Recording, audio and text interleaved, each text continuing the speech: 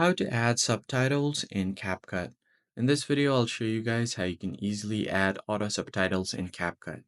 First thing you do is open up any video. So let me just create a new project.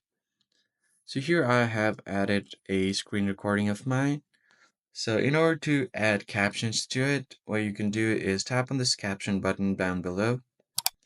And you can get 3 views per month for auto caption generation. You can choose the caption type as well. I'm just going to leave it on the default. So you could also select the detected language. If you don't want it to use more data, just select the language you're speaking on the video and then tap on generate.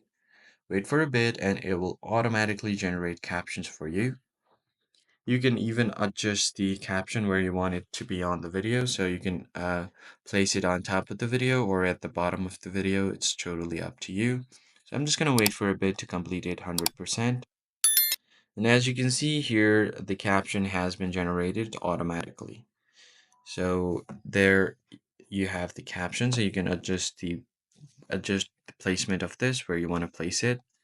So that's pretty much it, guys. I hope this tutorial was helpful. I'll see you on the next one.